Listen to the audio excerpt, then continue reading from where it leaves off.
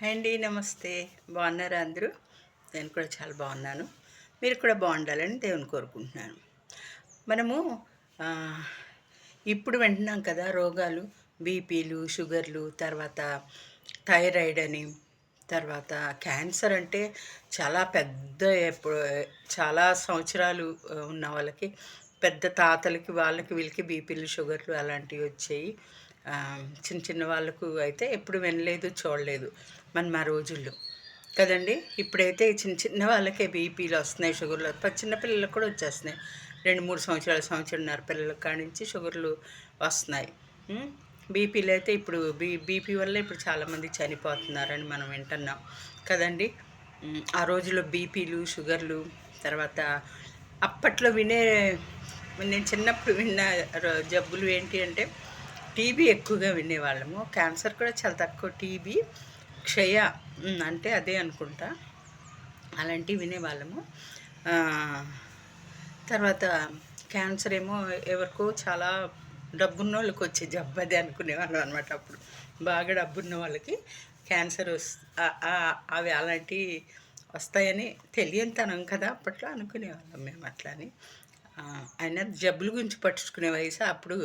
ఆడుతూ పాడుతూ చక్కగా చాలగట్లముట కందికాయలు తినుకుంటా, పెసరకాయలు తినుకుంటా, అలసందకాయలు తినుకుంటా, చక్కగా శనగ చెట్లు పీక్కొని వేరుశనగకాయలు తినుకుంటా, మంట వేసుకొని అక్కడే పొలాలు ఏరుకొని మంట పెట్టుకొని వేరుశనగకాయలు కాల్చుకొని తినుకుంటా చక్కగా ఎంజాయ్గా చిన్నతనంలో పల్లెటూర్లలో చాలా బాగా ఆడుకునేవాళ్ళం మేము.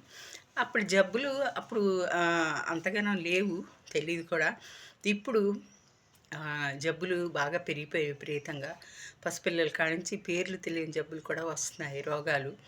మరి ఎందుకంటారు? మన ఆరోగ్యం మన తిండి వలన అంటారా, లేకపోతే వాతావరణ కాలుష్యం వల్ల అంటారా, మరి దేని వల్ల అంటారు? నాకైతే అర్థం కాదు ఇప్పటికీ కూడాను. అందుకనే మరి ఇంకా అమ్మమ్మలు, మా అమ్మమ్మ మా మా అమ్మమ్మ మొన్నటి వరకు కూడా ఉంది.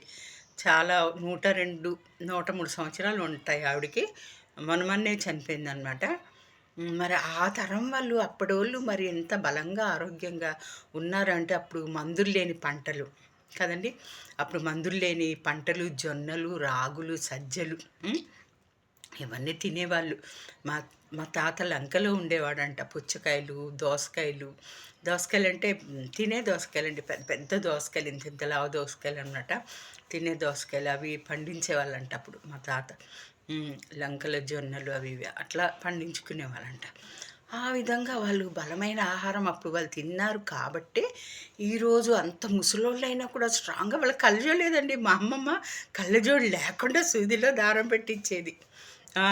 ఎప్పుడైనా అవసరమైతే సూదిలో దారం మా అమ్మతో సూదిలో దారం పెట్టించుకునేది. మా అమ్మకు కళ్ళజోడు వచ్చేసింది, మాకు వచ్చేసినాయి ఎప్పుడో కానీ. మా అమ్మకు మాత్రం కళ్ళజోడు రాలేదు. ముసలోళ్ళకి ఇప్పుడు చాలామంది పెద్దవాళ్ళకి, అమ్మమ్మలకి, నానమ్మలకి కళ్ళజోళ్ళు లేవు. అలాగే చూస్తారు, అలాగే చదువుతారు. పేపర్ కానీ, బైబిల్ కానీ ఏదైనా సరే చదువుతారు.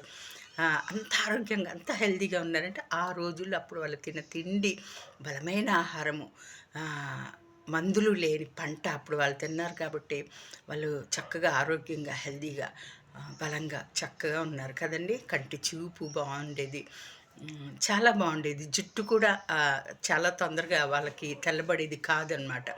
ఈ రోజుల్లో ఏముంది, మనం తినేది అంతా చెత్త తిండే కదండి. ఇప్పుడు అన్ని ఫాస్ట్ ఫుడ్ సెంటర్స్ వచ్చేసినాయి, అన్ని రెడీమేడ్ తిండ్లు వచ్చేసినాయి. మరి ఇప్పుడు పిల్లలందరూ కూడా అబ్బే ఇష్టపడుతున్నారు, అబ్బే ఇష్టంగా తింటున్నారు. ఇంట్లో అన్నం కూరలు తినట్లేదు.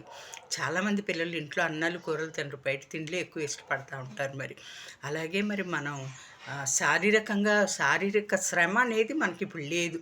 అన్నీ రెడీమేడ్ వచ్చేసినాయి కాబట్టి వాషింగ్ మిషన్ కాడి నుంచి, అంట్లు తోమే మిషన్లు కాడి నుంచి, వాక్యూమ్ క్లీనర్లు కాడి నుంచి, తర్వాత ఇంకా మిక్సీలు, అలాంటివన్నీ, పైపులు, నీళ్ళు తోడుకునే పని లేదు. నీళ్ళు బిందెలు భుజం మీద మోసుకొని వచ్చే పని లేదు.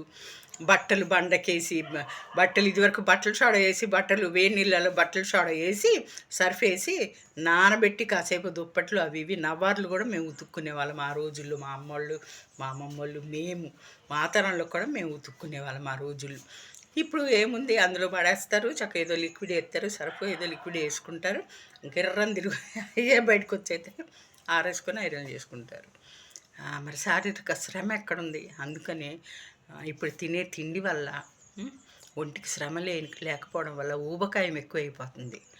ఊబకాయం ఎక్కువైపోతుంది.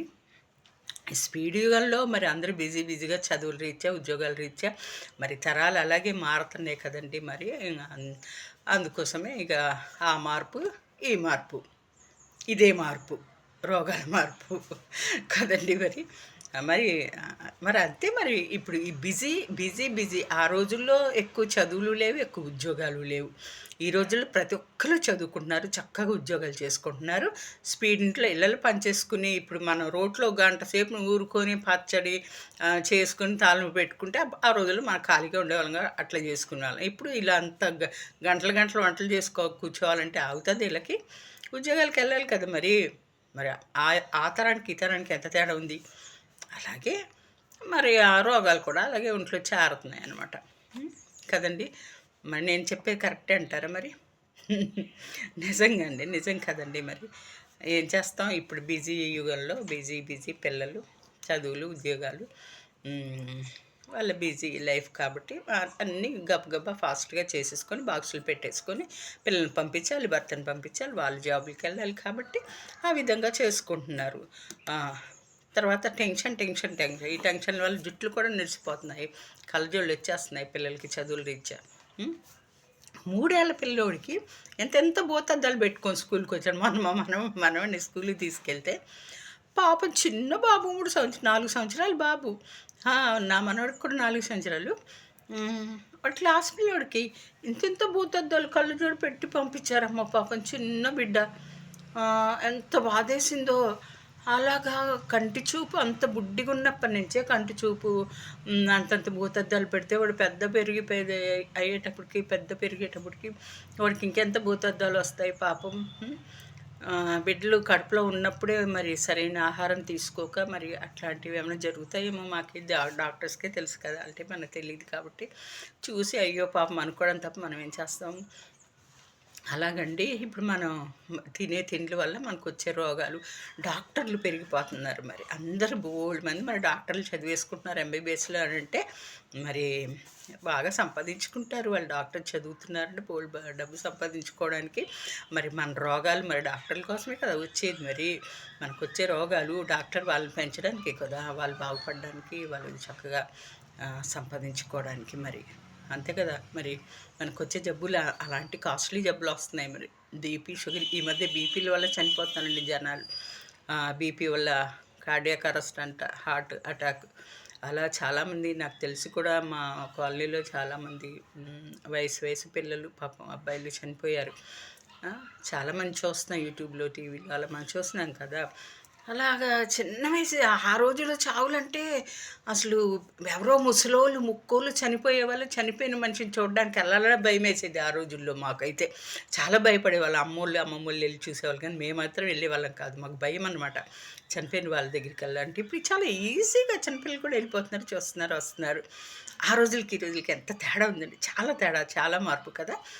మరి అలాగే ఇప్పుడు అన్నీ అలాగే మారిపోయింది. రోజులు మారిపోయి మరి అంటారు మన పిల్లలు, మారాలి, మీరు కూడా మారాలి, రోజులతో పాటు మీరు మారాలి. పూర్వకాలంలో పాత రోజుల్లో ఉన్నప్పుడు ఉన్నలాగా ఉంటే ఎలాగంటే మాకు ఆ రోజులే బంగారం, అవే మాకు బంగారపు రోజులు, అవే మాకు మధురమైన రోజులు, అవే మాకు ఇష్టమైన రోజులు. ఆ రోజులు మేము చచ్చేదాకా కూడా మర్చిపోము. మేము తిన్న తిండి, మేము ఆడుకున్న ఆటలు, మేము పాడుకున్న పాటలు, మేము చేసిన ఎంజాయ్ మీరేం చేశారా మీ జీవితాల్లో? పుస్తకాలు పురుగులు అయిపోయారు మీరంటే. మేము చదువుకున్నాం ఏదో ఏదో గొప్ప చివరి బెంచుల్లో కూర్చొని లాస్ట్ బెంచుల్లో కూర్చునే స్టూడెంట్సే, కానీ అంత ఫస్ట్ క్లాస్ స్టూడెంట్స్ అయితే కాదు. అందుకే 10th క్లాస్ 2 సార్లు 3 సార్లు ఫెయిల్ అయ్యండి. ఆ రోజులకి ఈ రోజులకి చాలా తేడా ఉంది కదండి. మనవి బంగారు రోజులు, మనవి చాలా మంచి రోజులు, మధురమైన రోజులు, భయం లేని రోజులు, సరదా అయిన రోజులు, సంతోషకరమైన రోజులు. అవునంటారా కాదంటారు? ఈ వీడియో మీకు నచ్చినట్లయితే ఒక లైక్ అయితే ఇవ్వండి, సబ్స్క్రైబ్ చేసుకుని నా ఛానల్ని సపోర్ట్ చేయండి. ఓకేనా? Thank you.